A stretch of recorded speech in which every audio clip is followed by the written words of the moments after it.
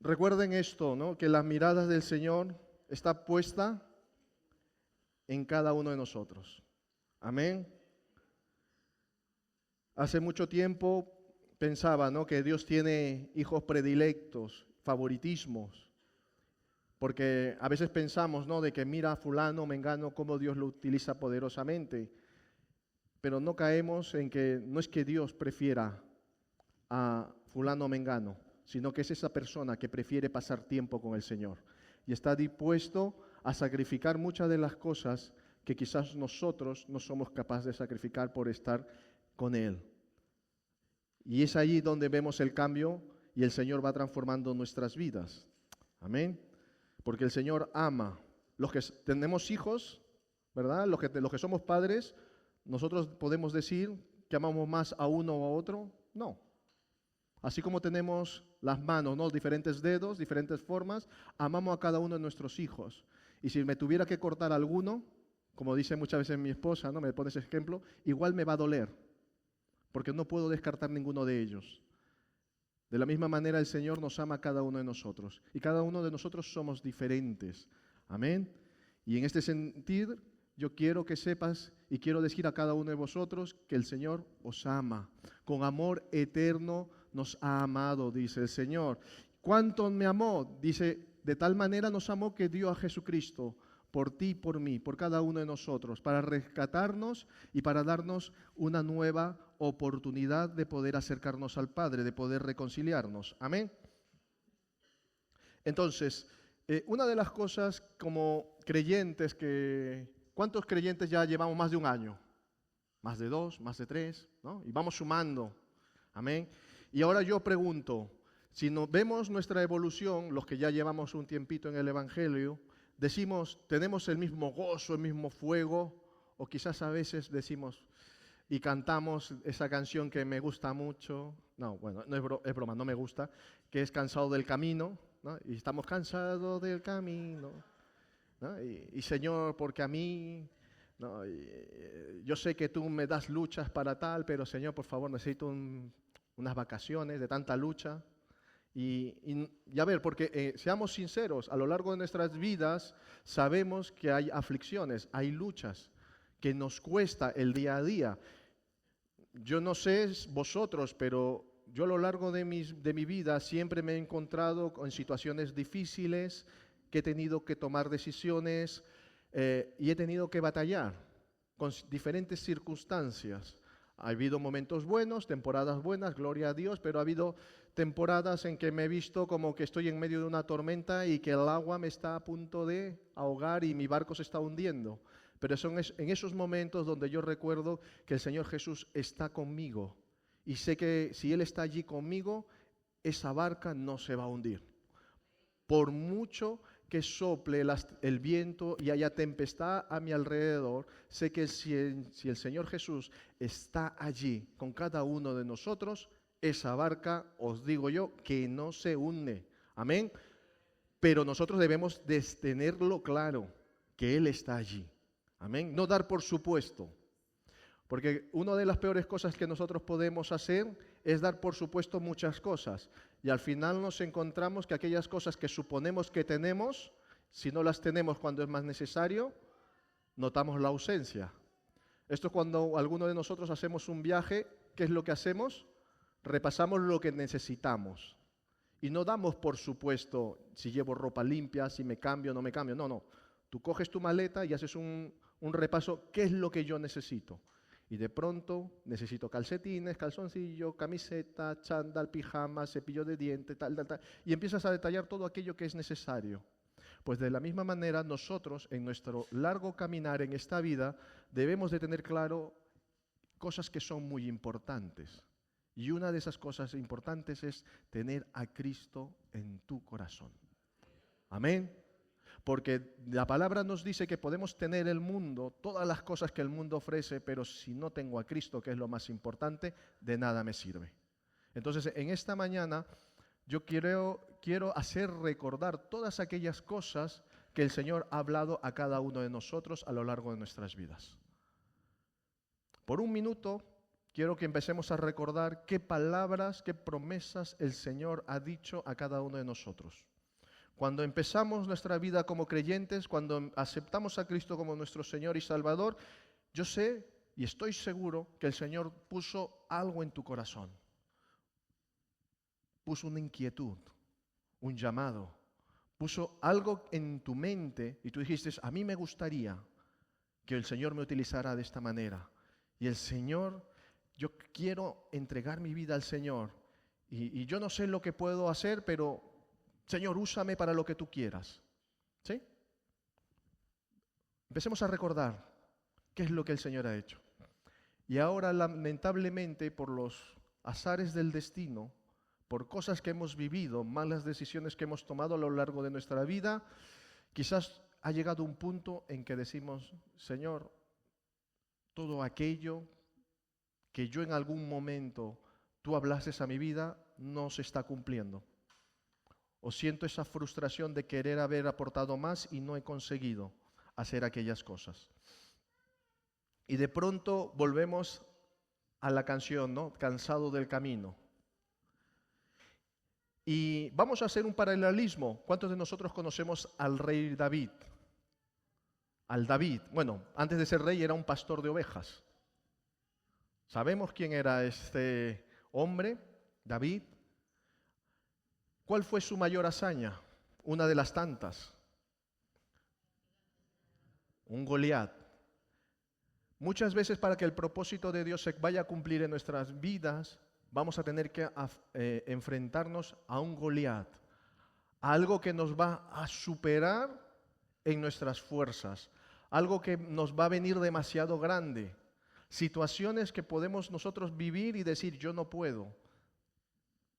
Yo creo que algunos de nosotros sabemos de lo que estamos hablando. Yo creo que cada uno de nosotros tenemos una historia donde hemos luchado con nuestras fuerzas o hemos vivido situaciones límite y en que hemos dicho, de esta no salgo o no veo la salida, porque todas las puertas parecen estar cerradas. Y de pronto tengo este Goliat grande, fanfarrón, diciendo que venga uno a luchar conmigo. Recordemos que este Goliat estuvo 40 días, no 1, ni 2, ni 3 días, no, 40 días salía en mitad del campamento y decía, mándeme vosotros a uno de vuestros guerreros que quiero yo luchar con él. Y 40 días dice que el pueblo de Israel tuvo miedo. Y no hubo nadie. Recordamos la escena que de pronto David, en obediencia a su padre, dice que se acercó a llevar víveres a sus hermanos. Pero es poderoso como este jovencito, aproximadamente de 17 años, un chavalín, 17 años, de pronto al escuchar a este gigante fanfarrón desafiando al ejército del Dios vivo, de pronto dijo, ¿quién se cree este filisteo? Él se sorprendió que no hubiese nadie, que nadie hubiese salido. Y él dijo, bueno, si nadie salgo, yo estoy aquí. Y dio ese paso enfrente. Conocemos la trayectoria de David, pero también es algo interesante que allí empieza su historia de una manera poderosa. El Señor le da la victoria. Amén. Y yo creo que nadie dudó de esa victoria contundente contra los filisteos. Amén. ¿Sí? Conocemos la historia, ¿verdad? Vale. Amén.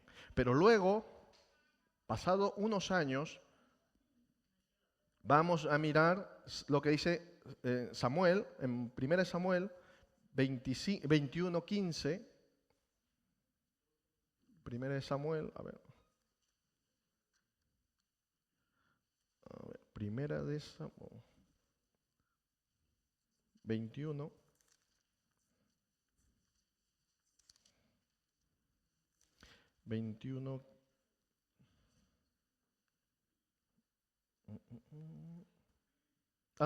Perdona, es 2 Samuel 21. Vale. 2 Samuel 21 que nos dice, y volvieron, ¿quiénes volvieron? Los filisteos a hacer guerra con Israel. Y descendió David y sus siervos con él, y pelearon con los filisteos, y David se cansó. Amén. ¿Y qué es lo que sucede? Si vemos más adelante en la historia, ¿vale? Isbi Benot, uno de los descendientes ¿de quién? De los gigantes, cuya lanza pesaba 300 siclos de bronce y quien estaba ceñido con una espada nueva, trató de matar a David. Mas Abisai, hijo de Sarbia, llegó en su ayuda e hirió al filisteo y lo mató. Entonces los hombres de David le juraron diciendo: nunca más de aquí en adelante saldrás con nosotros a la batalla, no sea que apagues la lámpara de Israel. Amén.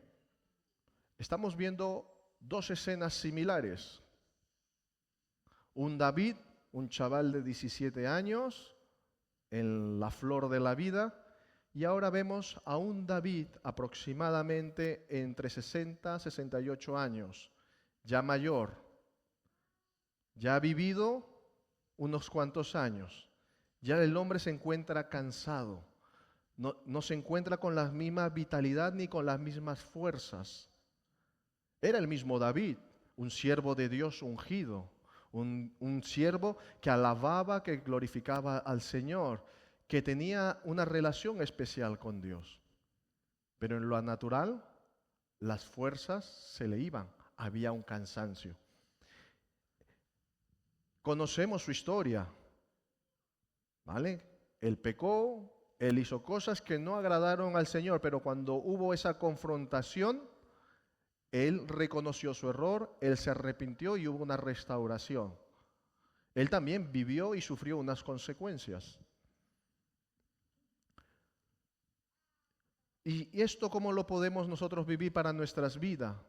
Nosotros como creyentes podemos empezar como un David, lleno de fe, lleno de esperanza, lleno de ganas de servir al Señor y no me importan los desafíos, no me importa lo que tengo que hacer porque yo estoy ungido y te das. Y gloria al Señor.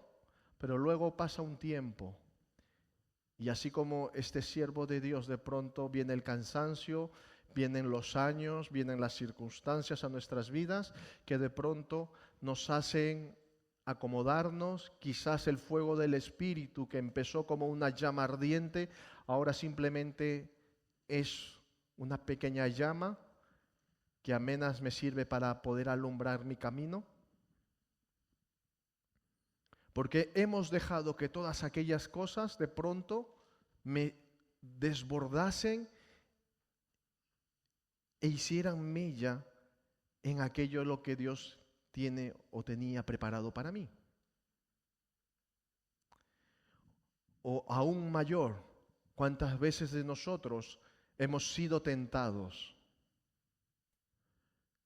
Hemos pasado por pruebas, por dificultades, o el diablo ha puesto tentaciones y tristemente no hemos actuado como deberíamos. Nosotros mismos podemos agachar la cabeza y decir: sé que aquí suspendí el examen, sé que aquí no doy la talla. Y es cuando nosotros debemos de tener en cuenta este versículo que pone en 1 Corintios 10:13, que nos dice: no nos ha sobrevenido ninguna tentación que no sea humana. Pero fiel, que estábamos diciendo y cantando que la fidelidad de Dios, amén, dice: pero fiel es Dios, que no os dejará ser tentado más de lo que podamos resistir, sino que dará también juntamente con la tentación la salida para que la podáis soportar. Entonces, cuando nosotros nos encontramos en medio de una tentación, no simplemente tengo que mirar la tentación fijamente, sino que tengo que levantar mi mirada y ver cuál es la salida que el Señor ha preparado para que yo pueda escapar y salir corriendo de ella. Y literalmente, en alguna que otra ocasión, si tenemos que salir corriendo. Prueba de ello lo tenemos en José, que no le importó salir corriendo antes que defraudar al Señor. La tentación, en primer lugar, y quiero, por si no lo sabían, y aclarar, en sí no es un pecado. ¿vale? La palabra también nos dice que Jesús fue tentado en todo, pero recalca una cosa y dice que no pecó. ¿De acuerdo? Nosotros podemos ser tentados en malos pensamientos que debemos de rechazar en el nombre de Jesús. Quizás somos tentados en hacer lo malo, pero también debemos de rechazarlo.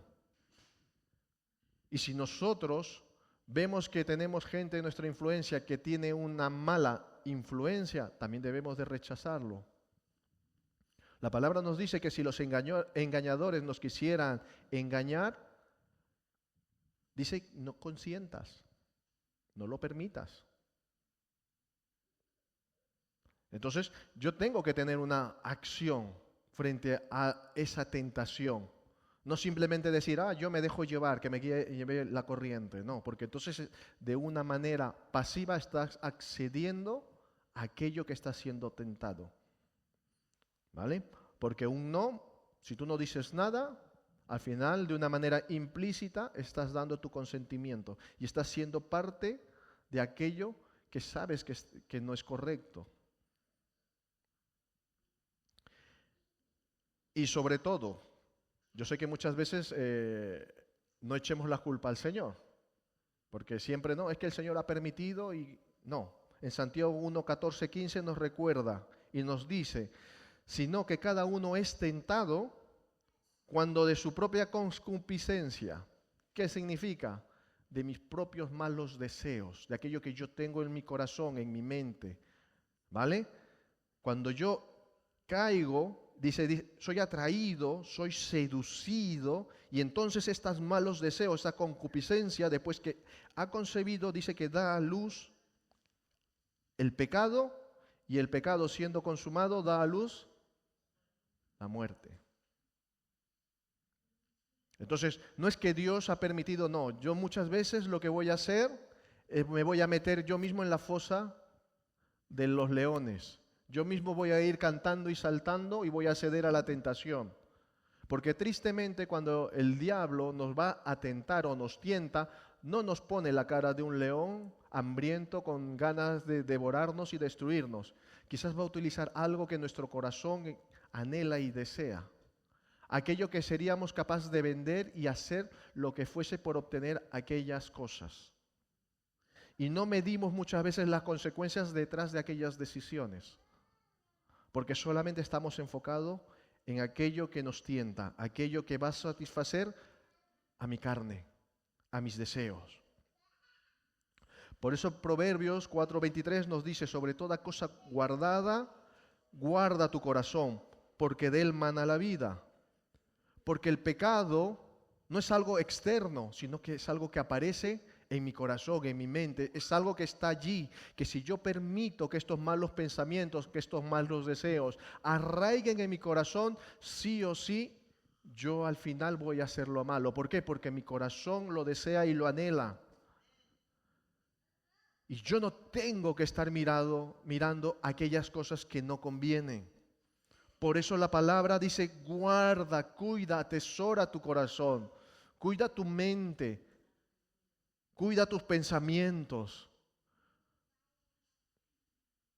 En Mateo 15:19 también nos dice y nos habla más claramente, porque del corazón salen, ¿qué cosa? Los malos pensamientos, los homicidios, los adulterios, las fornicaciones, los hurtos, los falsos testimonios, la blasfemia.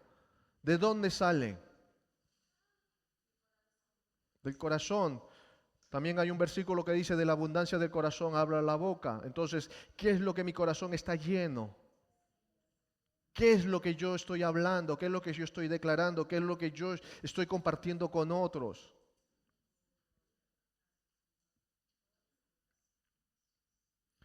En Romanos 7:8 nos dice, mas el pecado, tomando ocasión por el mandamiento, produjo en mí toda codicia, porque sin la ley el pecado está muerto. En este sentido, aquí Pablo está diciendo que el pecado, todo lo que yo hago con mis deseos, todo aquello que a esta carne, este cuerpito que un día se ha de comer las lombrices, los gusanos, le gustan las cosas malas, aquellas cosas que no agradan a Dios.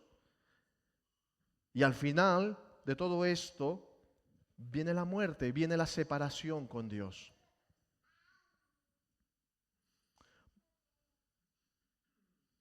¿Tenemos claro esto? Que la tentación en sí es algo que nos va a venir a cada uno de nosotros. Nadie va a ser librado o va a ser libre de ser tentados. Ahora, lo importante es cómo yo voy a responder a la tentación. ¿Dónde está mi fundamento? ¿En dónde están mis fuerzas? ¿Dónde está mi confianza? ¿Mis fuerzas están en mi yo? Porque yo y nada más que yo. O Señor, sé tú en mí, porque yo en mis fuerzas no puedo, pero sé que contigo a mi lado, contigo en mi barca, sé que mi barca de mi vida no se va a hundir. Y es esto donde nosotros debemos de cambiar nuestra manera de pensar, nuestra manera de ver las cosas y ser claro en quién confiamos, ser claro en aquello que creemos. La tentación es real, vuelvo a decir, es algo que cada creyente va a pasar a lo largo de su vida. Pero una cosa que debemos tener claro es que el poder de Dios en nuestra vida también lo es. Amén. Gloria al Señor. ¿Vale? Y aunque caigamos, porque, ojo, vuelvo a decir, hay momentos en que quizás nosotros podemos ceder a la tentación, podemos ser seducidos, atraídos y podemos caer. ¿Vale? Porque nadie está libre de no caer. Pero también tenemos que tener claro que aunque hayamos caído y aunque hayamos hecho lo malo y por mucho que nos podamos sentir derrotados, debemos de tener claro que tenemos un Salvador, un Cristo Redentor que intercede por nosotros y nos da una nueva oportunidad y nos dice: ánimo, yo creo en ti, venga, ánimo, tú puedes lograrlo. Y nos alienta a seguir adelante. Amén. Porque la caída no es el final. La caída, si en algún momento hemos caído o hemos sentido que hemos defraudado al Señor, tenemos que tener claro que ese no es un punto final. Amén. Porque el justo, dice la palabra, puede caer. No una, ni dos, ni tres, ni cuatro, ni 5 veces. ¿Vale? Lo importante no es en cuántas veces se cae, sino en cuántas veces se levanta. Amén. Gloria al Señor. Entonces, tenemos que tener claro una cosa, que el Señor no busca una perfección humana. Porque dice que el ser humano es sabio en su propia opinión. Y esa no es la perfección que Dios está buscando. ¿Vale? Porque podemos nosotros tener buenos pensamientos, buenos deseos, pero sabemos que a veces los caminos que nosotros podamos recorrer no son caminos buenos ni justos, porque no vemos el final de ellos. En Proverbios 14:12 nos dice: hay caminos que al hombre le parece derecho, pero su fin es camino de muerte. ¿Cuántas veces nosotros nos hemos equivocado por tomar malas decisiones? Porque hemos pensado que si decidimos esto o aquello estamos haciendo algo bueno, pero detrás de eso algo bueno puede que hayan más y más cosas que no sabemos. Por ejemplo, podemos decir: mira, hoy el Señor me ha abierto una puerta y de pronto me sale un trabajo, pero la única pega es que tenga que trabajar los domingos. Y gloria a Dios por el trabajo. Y sí, es una decisión buena, ¿no? Y a nuestros ojos, y decimos: no, es una bendición de parte de Dios. Pero de pronto no ves lo que se esconde detrás. Aparentemente algo bueno se puede transformar en algo que no sea tan bueno. ¿Cómo? Dejas de asistir a los cultos de los domingos, dejas de asistir los martes, dejas de asistir a todas las reuniones poco a poco, poco a poco. Y cuando te das cuenta y dices: wow, pero era una bendición de Dios. No lo sé. Porque quizás ese camino que aparentemente era bueno a nuestros propios ojos, de pronto detrás se escondía algo más. Por eso es bueno encomendar nuestros caminos y nuestras decisiones al Señor. Y sobre todo, no tengo que buscar una autojustificación, porque la vida del creyente siempre se autojustifica. Cada uno de nosotros nos cuesta reconocer que nos equivocamos. Y somos expertos para dar nosotros propias excusas. Pero en Gálatas 6, 7, 8 nos recuerda y nos dice, no os engañéis, Dios no puede ser burlado, pues todo lo que el hombre sembrare, eso también segará. Porque el que siembra para su carne, de la carne segará, ¿qué cosa? Corrupción. Mas que el que siembra para el Espíritu, del Espíritu segará vida eterna. Amén.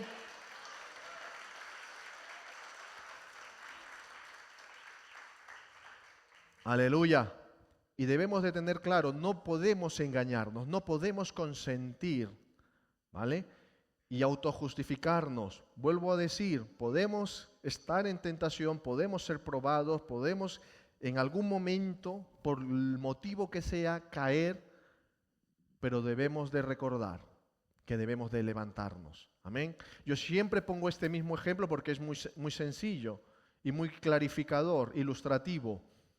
¿Alguna vez alguien ha tropezado en la calle por casualidad?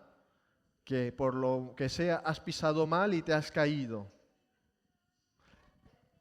¿Qué es lo que solemos hacer rápidamente?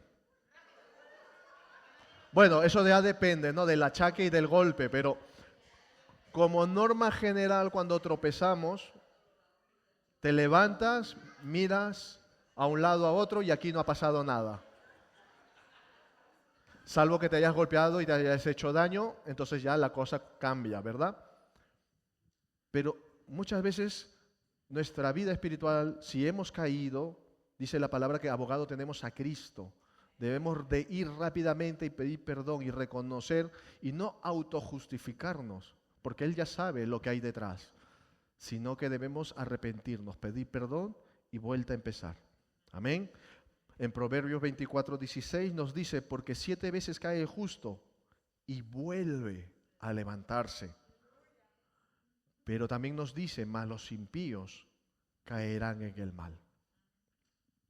Entonces, yo tengo que obrar como este hombre justo, que aunque caiga, se tiene que levantar. Me tengo que levantar. No voy a consentir que el mal saque partido, saque ganancia. No voy a permitir que el enemigo esté siempre allí acusándome. ¿Vale? Porque reconozco y sé quién está allí conmigo. Sé quién es mi abogado. Sé quién ha hecho y está haciendo esa buena obra. Lo que pasa es que a veces, pues, la obra en este sentido, pues a veces es rebelde y el Señor a veces tiene que moldear y trabajarnos más. Amén. Y prueba de todo esto, esto simplemente era la entrada a lo que quería compartir. Como tenemos tiempo, ¿verdad? Como esto cambio de horario, tenemos más tiempo. Es una hora más. No. Bueno, es igual. Pero sí que me gustaría ver cómo el carácter de Cristo. Cómo es el Señor, nuestro Dios. Porque por el motivo que sea y por una extraña razón, siempre tenemos la idea de un Dios, ¿no? Castigador. Que Él está allí siempre pendiente, que a la mínima que tú hagas algo mal, sacar ahí el látigo y darte. Y que Él disfruta haciéndote sentir mal y culpable. Que no te puedes equivocar en nada, porque Él de pronto saca el látigo para flagelarte. No sé vosotros, pero yo de esto he aprendido que no es así. Y quizás nosotros podemos tener ideas preconcebidas de este tipo de Dios que sí o sí, a la mínima, está pendiente de lo que no haces para castigarte. Y si tú tienes este pensamiento o esta manera de pensar, hoy el Señor nos va a confrontar y nos va a demostrar cómo Él es. Y que aunque quizás nosotros podemos fallar, podemos equivocarnos, podemos ceder a la tentación, también nos va a enseñar cómo Él es un Dios de amor, un Dios de segundas, terceras, cuartas oportunidades, las que haga falta. Amén. Porque Él dice en su palabra que no quiere que ninguno, ya escúchame bien, ninguno se pierda. Amén. Amén. Gloria al Señor. Este es el carácter de nuestro Dios. Amén. Mientras dice la palabra que busquémosle mientras que Él pueda ser hallado. Y como estamos en tiempo bueno, vamos a buscar al Señor en esta mañana. Vamos a leer lo que nos dice Lucas 22. Y este capítulo de Lucas es muy, pero muy contundente. Tiene, wow, si lo leéis, resume mucho la vida y ministerio de Jesús. Porque pasan muchas cosas en el capítulo 22 que nos sorprendería. Pero vamos a centrarnos en lo que decía Lucas 22, versículo 31 al 34, y luego iremos hacia adelante. Amén. ¿Lo tenemos? Amén. Nos dice y empieza con un título muy curioso. ¿Cómo se llama? Pedro niega a Jesús. Wow. Un traidor. Vamos a ver qué es lo que hace este traidor. Dijo también el Señor, Simón, Simón, he aquí, Satanás os ha pedido para zarandearos como a trigo, pero yo he rogado por ti que tu fe, ¿qué dice? No falte. Y tú, una vez vuelto, confirma a tus hermanos. Él le dijo, Señor, dispuesto estoy a ir contigo, no solo a la cárcel, sino también a la muerte. Y él le dijo, Pedro, te digo que el gallo no cantará hoy antes que tú me niegues 3 veces que me conoces. Wow. Es fuerte, ¿eh? Es fuerte. Y me llama mucho la atención que Satanás tiene que pedir autorización para que tu vida sea zarandeada, sea probada. Porque no hay nada que suceda que Dios no tenga el control sobre la situación. Amén.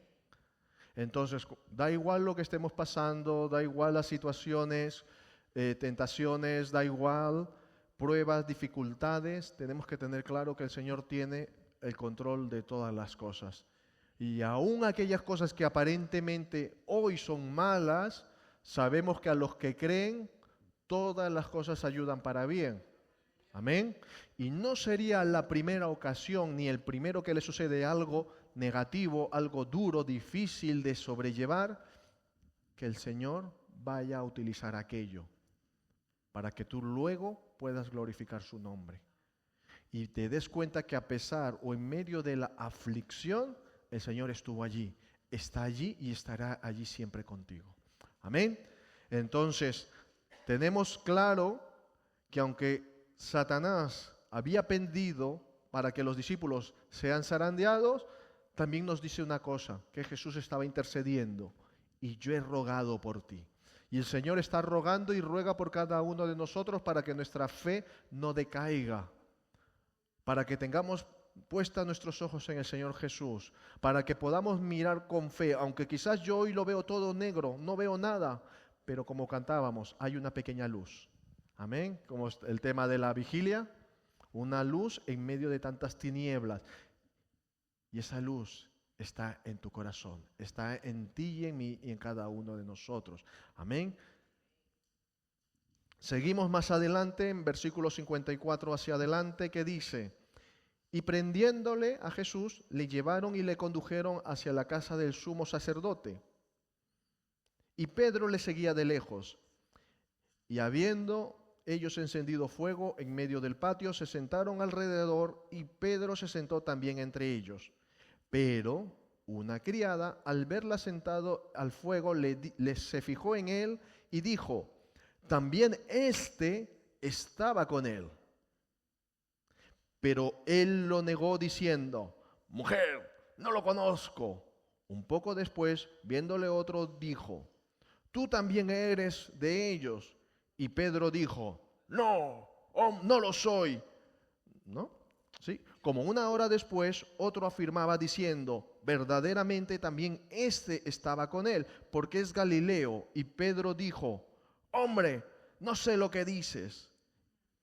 En Marcos 14:71 nos da un detalle que aquí no aparece, que dice, entonces él comenzó a maldecir y a jurar, no lo conozco a este hombre, ¿de quién habláis? Y enseguida, mientras él todavía hablaba, el gallo cantó. Es curioso. Pedro, Simón Pedro, no era un discípulo cualquiera. Estuvo desde el comienzo del ministerio de Cristo. Estuvieron compartiendo día y noche comidas, desayunos, cenas, risas, lloros, angustias. Él estuvo ahí al lado de Jesús. Recordemos que cuando Jesús se fue a orar, ¿quién fue uno de los discípulos que estuvo con Jesús? Pedro. Era alguien cercano, alguien de confianza. Y ahora vemos a este Pedro que en versículos anteriores, ¿qué es lo que estaba diciendo? Señor, no pasa nada, si hay que ir a la cárcel, yo voy contigo. Es más, si yo tengo que sacar mi espada y cortarle la oreja a quien sea, lo hago. Y si tengo que morir por ti, no me importa, doy mi vida por ti. No me lo invento, lo acabamos de leer, ¿sí? Pero luego dice que al ser confrontado por un centurión romano, por el sumo sacerdote, ¿por quién fue confrontado? Por la sirvienta, por la criada. Y de pronto todo ese calor que tenía en ese momento, ahora, esto es como los pasteles, ¿no? Cuando abres en el horno antes de tiempo, que estaba todo muy bonito y de pronto empieza, se desinfló. Y ya ese Pedro no está. Y continúa diciendo, entonces, una vez que el gallo canta, vuelto el Señor, miró a Pedro y Pedro se acordó de la palabra del Señor que le había dicho, antes que el gallo cante, me negarás 3 veces. Y Pedro, saliendo fuera, lloró amargamente.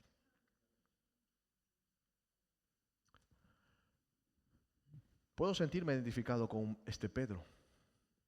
No sé vosotros, pero yo sé lo que es fallarle al Señor. Yo sé lo que es equivocarse. Por mucho de que intentas hacer las cosas bien, pues te equivocas y fallas. Perdonadme por no ser perfecto, pero soy así, en ese sentido, propenso a cometer errores. Y puedo entender a este Pedro, que a veces por la emoción, por el calor, por el fuego del momento, porque claro, qué bonito es cuando todos estamos en una unción, un mismo sentir y de pronto podemos levantar nuestra voz, levantar nuestras manos y sentir que estamos ya, Señor, llévanos porque tenemos una unción. Pero qué problema es cuando salimos en nuestro día a día, somos tentados, somos probados y a veces, pues quizás no damos la talla. Quizás no hemos compartido, no hemos predicado de la palabra. Quizás nos han dicho, no lo sé, tú eres cristiano y nosotros hemos hecho como este Pedro. No, bueno, mis padres, o bueno, tengo familia o no sé qué, y de pronto, de una manera más sutil, evidentemente, pero hemos negado a Cristo. O quizás venimos como cristianos aquí, como creyentes y tal, pero luego engañamos, defraudamos, robamos y hacemos a saber qué cosas y no reflejas que somos hijos de Dios. Y estamos negando a Jesús con nuestros actos.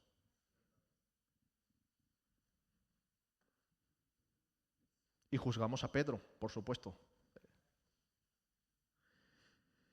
Y vuelvo a decir, el justo no se define por no caer nunca, sino que se levanta con la ayuda del Señor.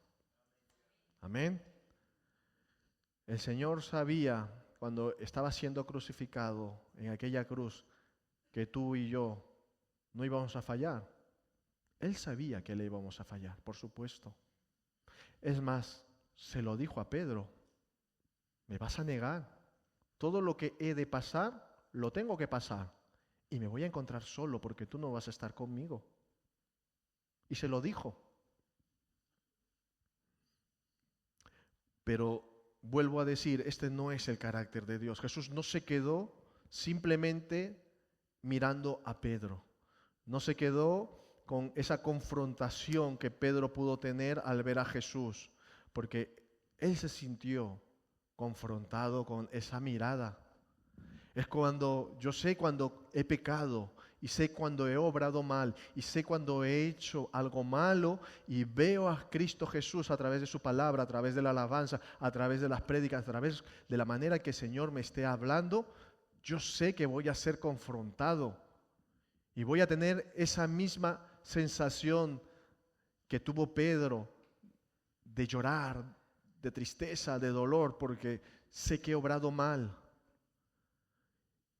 El problema sería lo contrario, que vivo mi vida como se me da la gana y no siento nada. Entonces ahí te puedo decir, querido hermano, hermana, tienes un problema, arrepiéntete y entrega tu vida a Cristo. Pero si tú tienes al Espíritu Santo en tu vida, va a haber esa confrontación, va a haber ese sentimiento de, tengo que arrepentirme. Sé que he hecho las cosas mal. Sé que necesito reconciliarme con el Señor. Porque lo sabes, ¿por qué? Porque estás siendo confrontado con la mirada de Cristo de la misma manera que Pedro estaba siendo confrontado. Porque Jesús no le dijo, ¿ves? Te lo dije. No lo ha dicho, simplemente lo miró. Y quizás simplemente lo miró con ojos de amor. Pero Pedro, al ver esos ojos de amor, decir, ¿cómo es posible que aunque te acabo de negar y me lo advertiste, ahora tú me sigues amando? Y se fue y lloró amargamente. Vuelvo a decir, es algo que cada uno de nosotros en algún momento podemos haber pasado. Gloria a Dios si no lo has vivido, amén, pero al menos yo he pasado y sé lo que significa eso. Pero son momentos como esto en que yo me siento quizás como una cucaracha. Señor, soy una cucaracha, perdóname, ¿vale? Esos momentos en que estás por los suelos, ¿no? De pronto te encuentras fatal. Es cuando nosotros debemos recordar lo que nos dice en 1 de Juan 1:19. Si confesamos nuestros pecados, Él es fiel y justo para perdonar nuestros pecados y limpiarnos de toda maldad. Amén. No dice solo de este sí, este no, esto lo dejo en duda, ya veremos, a ver si te vuelves a portar bien, o a ver depende de cómo te portes. No. Dice que Él va a limpiar, ¿qué cosa? Toda nuestra maldad, todos nuestros pecados, todas nuestras faltas. Es más, nos dice que si nuestros pecados fueran rojo como el carmesí, un rojo intenso, dice que serán blancas como la nieve, será blanqueado. Amén. Este es el carácter de nuestro Señor. Este es el carácter de Dios. Pero hay un paso. Yo tengo que reconocer que me he equivocado. Yo tengo que reconocer que he fallado al Señor. Yo tengo que pedir socorro. Señor, ayúdame. Yo tengo que confesar. No, el Señor ya sabe. No, el Señor sabe, pero es bueno que tú lo sepas, que has fallado, que te has equivocado, que has obrado mal. Amén. Entonces, sabemos que Jesús no simplemente nos perdona y se queda allí nada más. Ya está, hijo, perdonado eres, venga, siguiente, no. Sino que Él no nos descarta. Él sigue confiando en nosotros. Él nos vuelve a dar nuevas oportunidades. Él nos sigue demostrando que cree en nosotros, que el propósito o los planes que Dios tenía o tiene para cada uno de nosotros no son cortados. Porque el Señor sabe, nos conoce y ve tal y como nosotros somos. Muchas veces nosotros no nos vemos como tal como Dios nos ve. Y ese es el problema. Porque ahora mismo nosotros a simple vista podemos juzgar a un Pedro que había sido discípulo, había sido amigo, que había estado con Jesús, que había tenido estas vivencias, pero que de pronto lo negó. Y no simplemente lo negó, sino que empezó a maldecir y a hablar de una manera como si no conociera de Cristo. Y si Jesús le hubiese dicho, bueno, te perdono y ya está, ahí hubiese quedado la vida de Pedro, en un rincón, y nos serviría para no cometer esos errores como ejemplo. Bueno, está bien. Pero sabemos que Jesús, cuando empieza a advertirle a Pedro, le dice una cosa muy clara, que quizás pasamos muchas veces por alto. Volvemos a leer el versículo 31 de Lucas 22, 31. Otra vez vamos a volver a repasar lo que dice.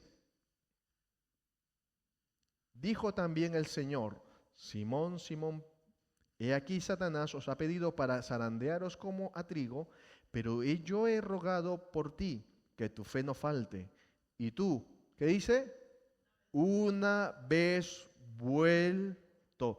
El Señor no sabía que iba a fallar, sabía que iba a fallar. Pero dice, confirma a tus hermanos. Tenía una misión por hacer. Amén. Entonces, el Señor no simplemente ya estaba declarando que iba a haber una restauración para Pedro, que los planes que el Señor tenía para su vida no se iban a cortar en ese momento, sino que había más, porque Él tenía una tarea que hacer, tenía un propósito que hacer, que el Señor contaba con Él. Así, de la misma manera, el Señor tiene un propósito con tu vida, tiene un propósito con cada uno de nosotros, tiene planes buenos, agradables para tu vida, también para el que tienes al lado, por supuesto, pero aquí cada uno céntrese en lo que Dios va y quiere hacer en nuestras vidas, amén, cada uno de nosotros. Y vemos cómo el Señor actúa. Lo vamos a encontrar en Juan 21, Juan 21, del 15 al 17. Aquí vemos otra escena, una escena diferente. Aquí vemos a Jesús con Pedro, estaban comiendo. Cuando hubieron comido, Jesús dijo a Simón Pedro: Simón, hijo de Jonás, ¿me amas más que estos? Le respondió: sí, Señor, tú sabes que te amo. Bueno, aquí sería: sí, Señor, sabes que te quiero. ¿Ah? Sería una versión más esto, ¿no? Él le dijo: apacienta mis corderos. Volvió a decirle la segunda vez: Simón, hijo de Jonás, ¿me amas? Pedro le respondió: sí, Señor, tú sabes que te amo. Sí, tú sabes que te quiero, ¿no? Pero no era esto lo que el Señor le estaba respondiendo, ¿no? Tú sabes que te amo, le dijo: pastorea mis ovejas. Y le dijo por tercera vez, y es aquí la definitiva, ¿no? ¿Me amas, hijo de Jonás? Y Pedro se entristeció de que le dijese la tercera vez: ¿me amas? Y le respondió: Señor, tú sabes que te amo. Tú sabes todas las cosas, tú sabes que te amo. Ahora correspondió al amor que Jesús le estaba diciendo. Entonces, ¿Jesús cambió el propósito que le había dicho antes? No, simplemente le reafirmó: apacienta mis ovejas. Y es lo que muchas veces el Señor actúa de esta manera. Quizás nosotros, por el motivo que sea, nos cuesta reconocer que hemos fallado. Nos cuesta reconocer que nos equivocamos. Y el Señor amablemente te dice: ¿me amas? Sabes que te has equivocado, pero me amas. Y tú tienes que reconocer: sí, Señor, te quiero. No, yo no te he preguntado eso, te he preguntado: ¿me amas? Sí, te quiero. Hasta que nosotros no correspondemos de la misma manera y lo declaramos, el Señor siempre va a estar preguntando: ¿me amas? Te pregunta esta mañana: hijo mío, ¿me amas? ¿qué le respondes? Amén. Y el Señor es esto, busca personas no simplemente que crean, no simplemente que simpatizantes, que se identifiquen, para nada. El Señor no busca esto. El Señor está buscando hombres y mujeres, jóvenes, adultos, personas apasionadas que le amen.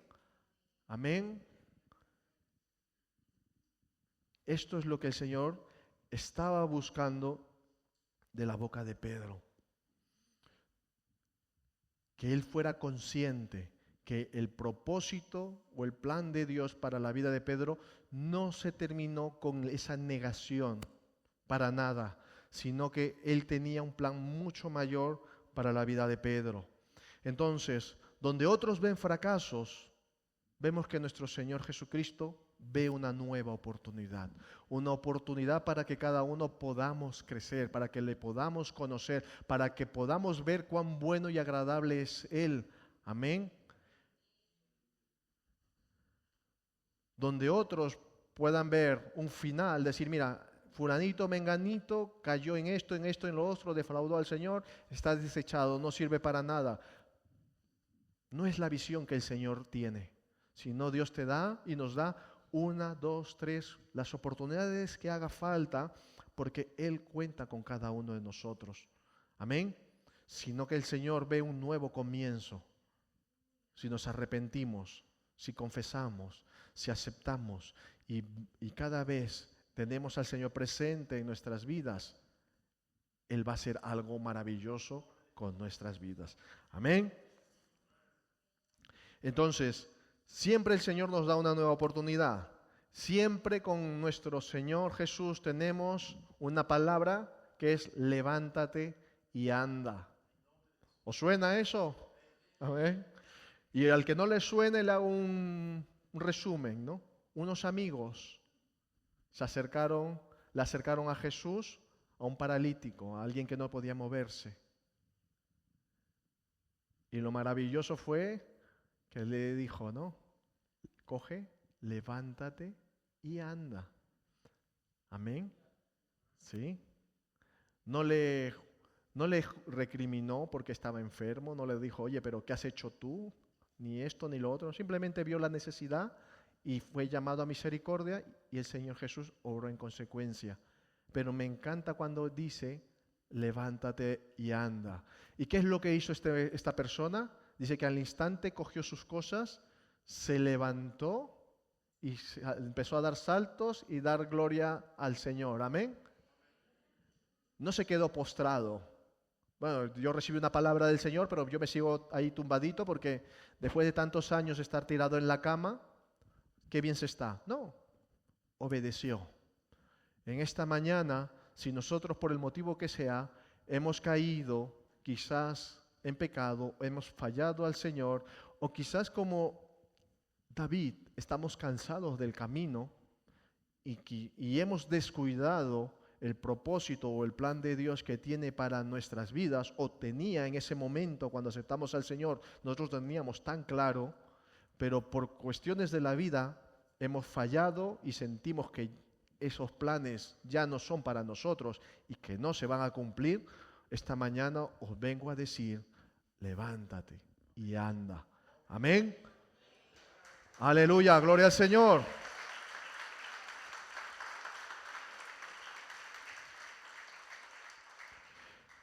En Miqueas 7:8 nos dice, no te alegres de mí, oh enemiga mía, porque aunque caí, me levantaré. Aunque more en tinieblas, Jehová será mi luz. Aleluya, gloria al Señor. ¿Podéis pasarla al grupo de alabanza, por favor? ¿Sí? Amén. Tenemos claro que tenemos un acusador, que es el enemigo. Pero también sabemos que tenemos a alguien que intercede por nosotros, a Jesucristo el Santo. Amén. ¿Quién nos condenará? Cristo es quien murió, aún más, el que también resucitó, el que además está a la diestra de Dios, el que también intercede por nosotros. Amén. Cuando el hombre cayere, dice el salmista, no quedará postrado, porque Jehová sostiene de su mano. Aleluya. No estás solo. El Señor está allí contigo, dispuesto a darte la mano para que te levantes. Amén. Y si no lo crees, vamos a mirar lo que dice Salmo 145:14. Dice, sostiene Jehová a todos los que caen y levanta a todos los oprimidos. Amén. Entonces, no importa las veces que caigamos, no importa si hemos fallado, amén. Lo que importante es que reconozcamos, que nos levantemos, que nos humillemos, que busquemos al Señor, que nos levantemos y caminemos hacia adelante. Amén.